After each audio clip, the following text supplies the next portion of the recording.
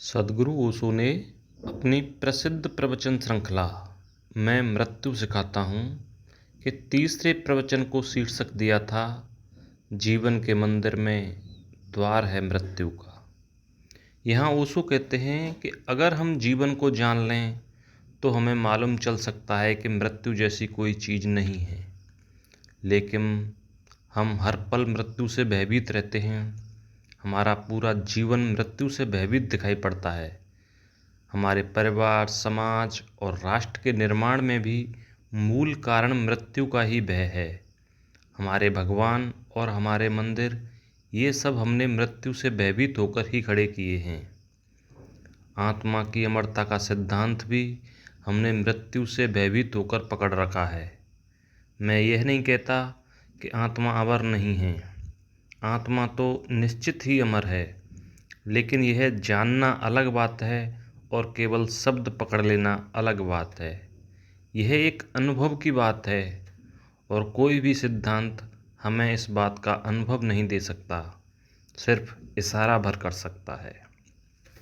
यदि जीवन सत्य है तो मृत्यु सत्य नहीं हो सकती, और अगर मृत्यु सत्य है तो जीवन एक सपना है।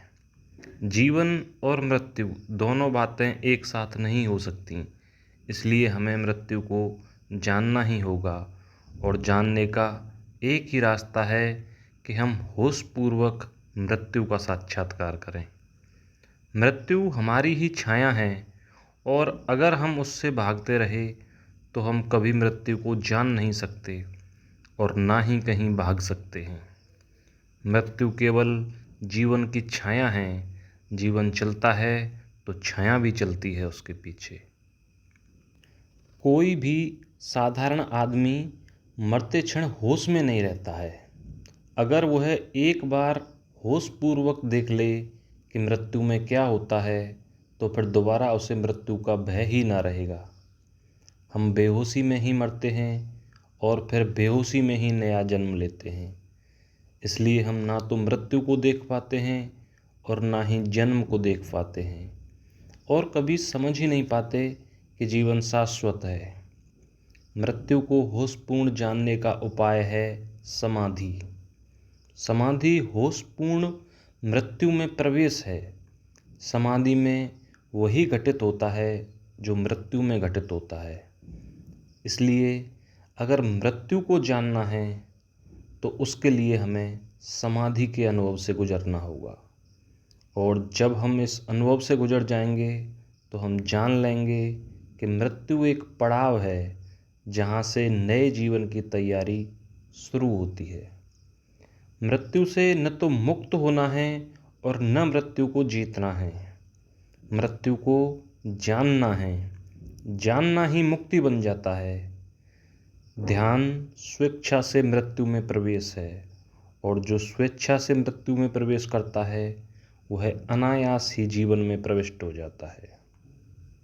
यह बड़ा उल्टा मालूम पड़ता है कि मृत्यु को खोजने जाएं और जीवन मिल जाए, लेकिन यह उल्टा नहीं है। जिस प्रकार मृत्यु में शरीर, भाव और विचार छूट जाते हैं, ठीक वही अनुभव समाधि में होता है। सिर्फ चेतना रह जाती है। समाधि कुछ और नहीं है, समाधि तो ध्यान की ही पूर्णता है। इसके बाद ओशो अपने प्रेमियों को ध्यान की विधि बताते हैं और उनसे यह ध्यान करवाते हैं। ओशो इस ध्यान के 3 चरण बताते हैं। पहला शरीर की शिथिलता, दूसरा श्वास की शिथिलता, और तीसरा विचारों की शिथिलता। ओशो का बताया हुआ यह ध्यान निश्चित ही अद्भुत है। ऐसा मैं स्वयं अपने अनुभव से कह रहा हूँ। अगर आप इस ध्यान को करना चाहते हैं तो उस ध्यान विधि की वीडियो का लिंक कमेंट बॉक्स में है।